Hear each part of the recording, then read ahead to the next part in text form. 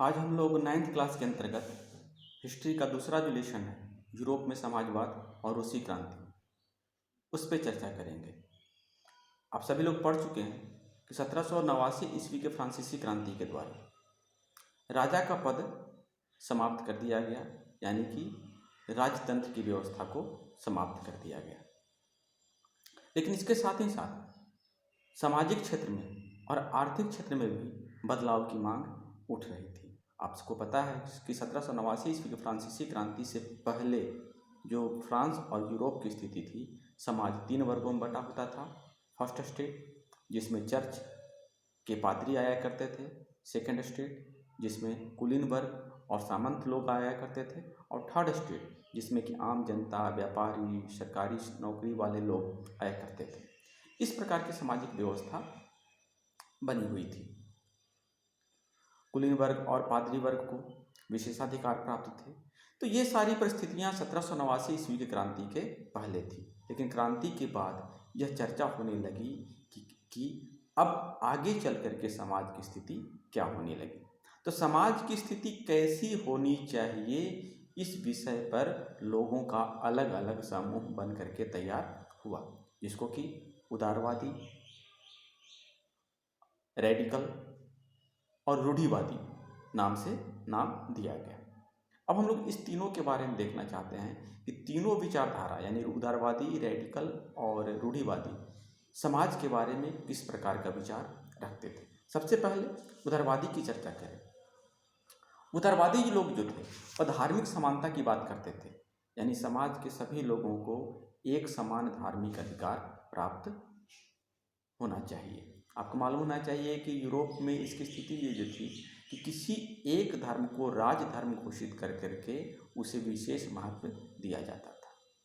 लेकिन उदारवादी वर्ग की मानना थी ये व्यवस्था समाप्त होनी चाहिए और सभी धर्मों को समान रूप से समान महत्व होना चाहिए। दूसरी जो विचार था उदारवादियों का, वह विचार ये था कि वंशानुगत शासन व्यवस्था को समाप्त कर दिया जाए, यानी कि राजा का पद समाप्त किया जाए और राजा के पास जो अनियंत्रित सत्ता होती है उस व्यवस्था को भी बदल दिया जाना चाहिए। उनका कहना था कि सरकार ऐसी होनी चाहिए जो लोगों के अधिकारों की रक्षा करे। फिर से ध्यान दीजिएगा, सरकार ऐसा होना चाहिए या सरकार का जो कार्य होना चाहिए, दायित्व होना चाहिए, कर्तव्य होना चाहिए, वह जनता के अधिकारों की रक्षक के रूप में होना चाहिए। यानी कि उदारवादी वर्ग विशेषाधिकारों को बनाए रखने का पक्षधर था।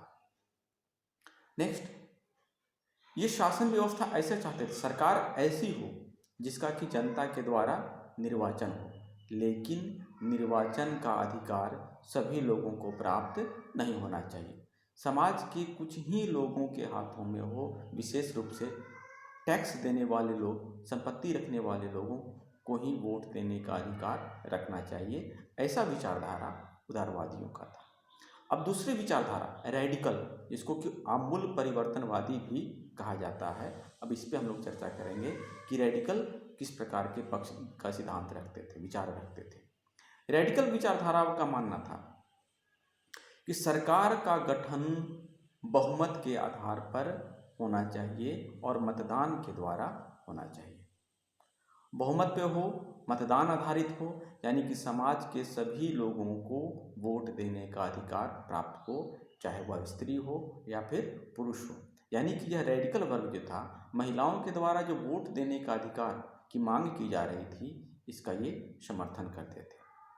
इसके अलावा जो रेडिकल थे उनका ये कहना था कि समाज के सभी लोगों को समानता के सिद्धांत के तहत देखा जाना चाहिए, यानी समाज में किसी भी लोगों को किसी प्रकार का कोई विशेषाधिकार प्राप्त नहीं होना चाहिए, बल्कि सभी लोग एक समान होना चाहिए। और जो तीसरी बात जो कही गई इनके द्वारा, इन्होंने कहा कि संपत्ति का संकेंद्रण, यानी समाज की संपत्ति किसी एक व्यक्ति के हाथों में ना होकर के समाज के कई लोगों के हाथों में होना चाहिए। यानी ये एक ऐसा वर्ग था जो कि ये मानता था कि संपत्ति किसी एक व्यक्ति के हाथों में नहीं होना चाहिए। इस बात को ध्यान देना है कि ये लोग निजी संपत्ति यानी व्यक्तिगत संपत्ति के विरोधी नहीं थे, लेकिन इनका मानना था कि अगर संपत्ति केवल एक या दो या कुछ लोगों के हाथों में होती है तो समाज में सबका विकास कर पाना संभव नहीं है। तो इस प्रकार की विचारधारा जो थी वह रेडिकल यानी कि आमूल परिवर्तनवादियों की थी।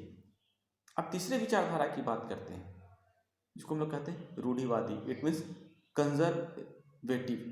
कंजर्वेटिव का सामान्य सा मतलब होता है बदलाव नहीं मांग चाहने वाले, यानी ऐसे लोग जो समाज में बदलाव नहीं चाहते थे।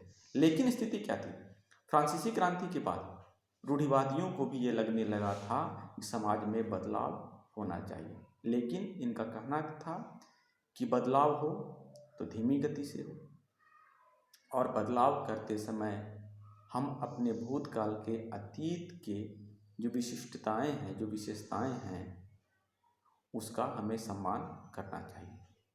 व्यवस्था में बदलाव लाने से पहले हमें अपनी पुरानी व्यवस्था का सम्मान करना चाहिए, उसको ध्यान में रखना चाहिए और उसी के अनुसार व्यवस्था में बदलाव, यानी कि ये अचानक बदलाव के पक्ष में नहीं थे, बल्कि धीमी गति से पुरानी व्यवस्थाओं को सम्मान देते हुए सम्मानपूर्वक उसको बदलने की मांग कर रहे थे। तो इस प्रकार से समाज का 3 वर्ग बन करके तैयार हुआ था, जिसमें कि हम लोग कहते हैं रूढ़िवादी विचारधारा, उदारवादी विचारधारा और इसके अलावा जो हुआ कि रेडिकल विचारधारा। ये 3 विचारधाराएं उभर करके सामने होती। इस टॉपिक से जो आपका प्रश्न बन सकता है वह ये है कि यूरोप में उदारवादी, रेडिकल और रूढ़िवादी विचारधारा की व्याख्या कीजिए। फिर से सुनेंगे, यूरोप में उदारवादी, रूढ़िवादी और रेडिकल विचारधारा की व्याख्या कीजिए। शेष जो आगे का टॉपिक है वह अगले वीडियो में हम आपको अपलोड करेंगे।